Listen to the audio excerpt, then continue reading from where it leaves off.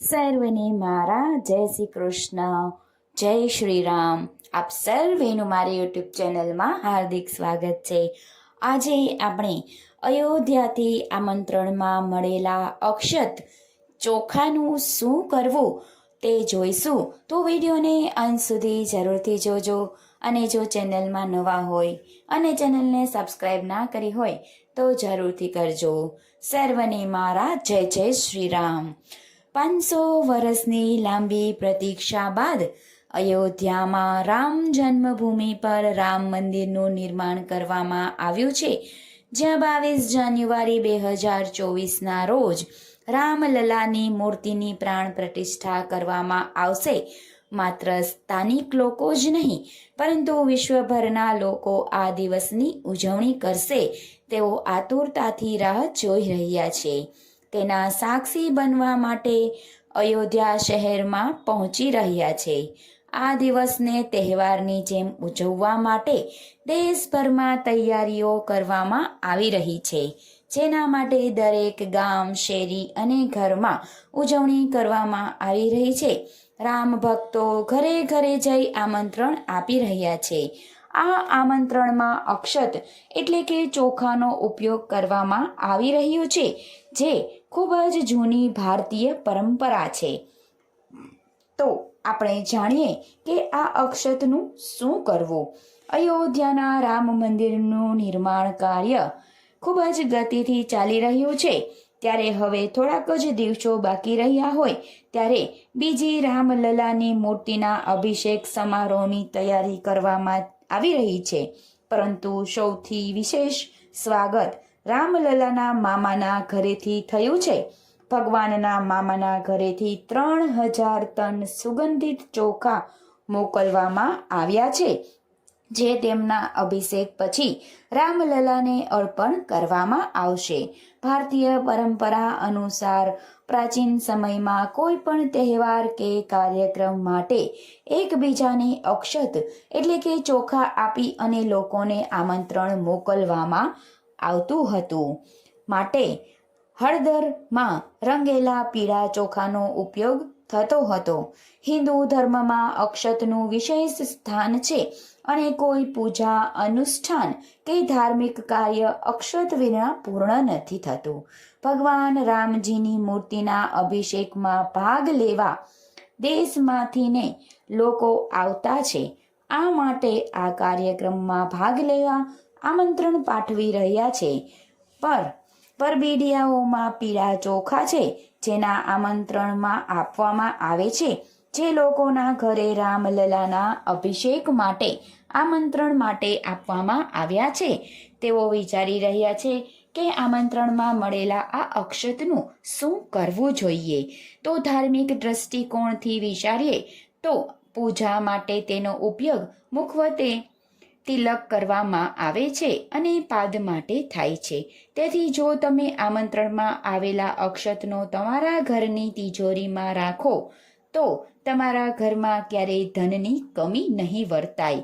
આ અક્ષતને તમે મંદિરમાં, પૂજામાં કે પાઠ કરવામાં પણ રાખી શકો છો. તિલક લગાવતી વખતે આ અક્ષતનો ઉપયોગ કરી શકો છો, જે સીધો ભગવાનનો આશીર્વાદ માનવામાં આવે છે. કહેવાય છે કે પીળા ચોખાનો ઉપયોગ કરવાથી દેવી દેવતાઓ જલ્દી પ્રસન્ન થાય છે. તેથી રામલલાની પ્રાણ પ્રતિષ્ઠાના શુભ અવસર પર આમંત્રણ પત્રની સાથે પીળા અક્ષતનો પણ ઉપયોગ કરવામાં આવ્યો છે. પીળા ચોખા કોઈ પણ શુભ કાર્યોમાં ચોક્કસપણે સફળતા અપાવે છે. તેથી રામલલાની પ્રાણ પ્રતિષ્ઠાના શુભ અવસર પર અક્ષત એટલે કે પીળા ચોખા આપવામાં આવી રહ્યા છે. તેનો ઉપયોગ કરવામાં આવી રહ્યો છે. વિશ્વના રામ ભક્તોને વિનંતી કરવામાં આવે છે કે તેઓ 22 જાન્યુઆરીના દિવસે સવારે 11 વાગ્યાથી બપોરે 1 વાગ્યાની વચ્ચે તેમના ગામ, મહોલ્લા, કોલોનીમાં સ્થિત કોઈ પણ મંદિરમાં પડોશમાં રામ ભક્તોને એકત્રિત કરી અને પ્રાણ પ્રતિષ્ઠા નિહાળે અને કીર્તન કરે અને ટેલિવિઝન કે કોઈ પણ પડદા કે એલઈડીના માધ્યમથી સમાજને અયોધ્યાનો જીવંત પ્રસારણ બતાવે, અભિષેક કરે, શંખ ધ્વનિ વગાડે, આરતી કરે, પ્રસાદ વહેંચે, રામ ભક્તો પત્ર પણ આવી રહ્યા છે, જેમાં લખ્યું છે કે તમારા પરિવારને અયોધ્યામાં આવો અને ભગવાન શ્રી રામજીના આશીર્વાદ મેળવો. જે રામ ભક્તો કોઈ કારણસર આવી શકતા નથી તેમના માટે પણ લખ્યું છે કે તેઓ જ્યાં જઈ શકતા નથી તેઓ ઘરે રહી અને દીવો પ્રગટાવે. સાંજના સમયે દિવાળીના દિવસની રીતે દરેક વ્યક્તિ દીવો પ્રગટાવી અને રોશનીનો પર્વ ઉજવે.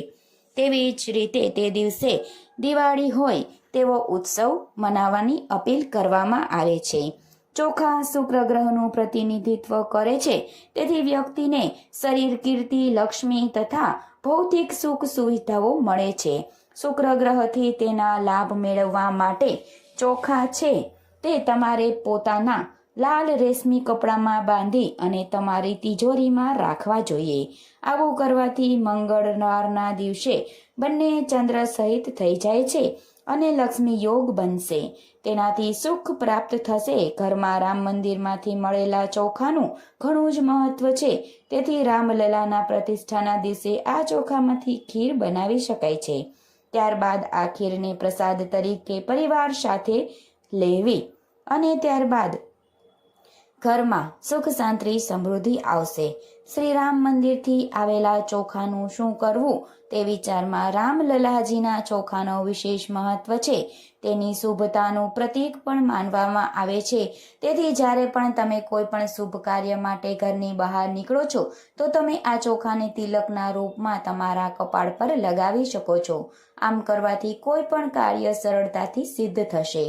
જો તમને રામલલાના પ્રાણ પ્રતિષ્ઠા માટેના આમંત્રણમાં અક્ષત મળેલા હોય તો તેનું શું કરવું તે માટે જે લોકોની હાલમાં જ લગ્ન થવાના હોય કે જેમના કન્યાઓ હમણાં જ આવી હોય તેમને પ્રથમ રસોઈમાં આ અક્ષતનો ઉપયોગ કરવો જોઈએ. આમ કરવાથી ઘરમાં સુખ શાંતિ રહેશે, તેનું વિશેષ મહત્વ છે. તેથી આ ચોખાનો પૂજામાં પણ ઉપયોગ કરી શકો છો. આ ઉપરાંત જે છોકરીઓ તાજેતરમાં જ લગ્ન થયા છે તેમના પિતાએ તેમને સૌભાગ્ય રૂપે આપી શકે છે. આમ કરવાથી દીકરી જ્યાં જશે તે ઘરમાં આશીર્વાદ મળશે. આમ હિન્દુ સમાજે અયોધ્યામાં રામલલાના દર્શન કરવાથી નહીં પહોંચી શકતા લોકો માટે ઘરે રહી અને સમૂહમાં આ કાર્યક્રમ જોવે અને મંદિરમાં ભવ્ય આરતી થાય તે દિવસે દિવાળી જેવો માહોલ તૈયાર કરવામાં આવ્યો છે. સમગ્ર શહેર અને ગામોમાં દરેક ઘરોને કેસરી પાનથી રંગોળી કરી અને મનગમતા શણગાર કરવા અને દીવાઓ પ્રગટાવી અને શેરી મહોલ્લામાં ઉત્સવનું વાતાવરણ સર્જાવવું. શ્રી રામ જન્મભૂમિ તીર્થક્ષેત્ર ટ્રસ્ટના મહામંત્રી ચંપત રાયે જણાવ્યું છે કે પ્રાણ પ્રતિષ્ઠા પૂર્વે અક્ષતનું ભગવાનની સામે પૂજન કરવામાં આવશે અને વિનંતી કરવામાં આવે છે કે આનંદ ઉત્સવના દિવસે પ્રાણ પ્રતિષ્ઠાનો કાર્યક્રમ પોતપોતાના મંદિરોમાં ઉજવવો જોઈએ. આમ 22 જાન્યુઆરી 2024ના રોજ શ્રી રામચંદ્ર મહારાજજી શ્રી રામ અયોધ્યામાં જન્મભૂમિ પર બિરાજમાન થવા જઈ રહ્યા છે, ત્યારે ખૂબ જ હરખનો અને ઉત્સાહનો લાવો હોય. સૌ સાથે મળી પોતપોતાના ઘરોમાં, મહોલ્લાઓમાં, નજીકના મંદિરોમાં શ્રી રામ જન્મોત્સવનો બિરાજમાન થવાનો આ પર્વ ખૂબ ધામધૂમથી ઉજવીએ અને સમગ્ર હિન્દુ સમાજને એક નવી દિવાળી તરીકે તહેવાર મળે એવી રીતના આ દિવસને સાર્થક બનાવીએ. તો જય જય શ્રી રામ. બોલો શ્રી રામચંદ્રજી મહારાજની જય.